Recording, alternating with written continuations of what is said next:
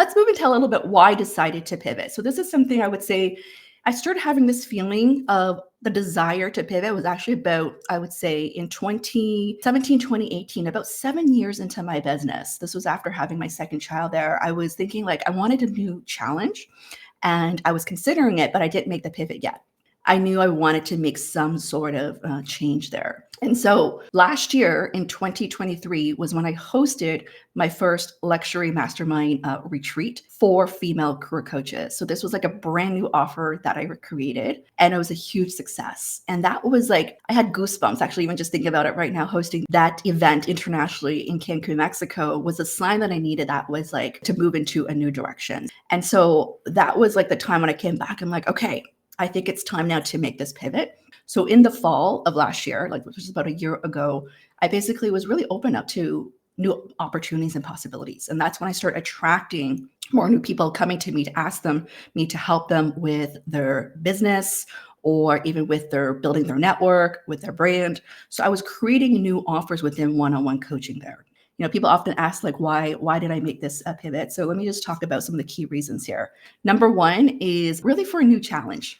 Right after being a coach for 10 plus years with over like 8,000 hours of one-on-one coaching, I was looking for a new challenge. I was ready to tackle something bigger, more impactful, something more meaningful. And I really wanted to have also more a ripple effect impact. And this is why I decided to make that pivot of really helping coaches there. The second is I wanted to also serve a new audience. I decided to transition from career coaching to business coaching, primarily like right now working with career coaches because that's my background there. But I also help like leadership coaches, confidence coaches, mindset coaches, sales coaches as well. I also have people who are in the B2B space in the agency, like running a marketing agency or recruiting agency. And I really want to serve a new audience. And this really ties into my third reason, which is really about new topics to teach. For the past decade, I've been talking a lot about branding, networking, pivoting, job search, LinkedIn, interviews. When I got to create a lot of these courses for LinkedIn Learning last year, it really broadened my horizon that, wow, like I know a lot of other topics. So for example, one of the most challenging courses I created last year was navigating bias and stereotypes as an Asian professional. And I felt that was one of the most challenging courses for me because it brought back a lot of things that I faced when I was growing up, the bullying, the racism, discrimination. And I had to really channel that side of, wow, like I actually do have a lot to share as well. And even when I created the course on presenting with confidence, it's not a course I typically teach, but I realized like that was the first course I launched and that they wanted to hear from me. So I really got me thinking like, how can I teach more of these new topics? So those were literally the three reasons of why I decided to pivot. And so these days, when I think about the new topics I get to talk about,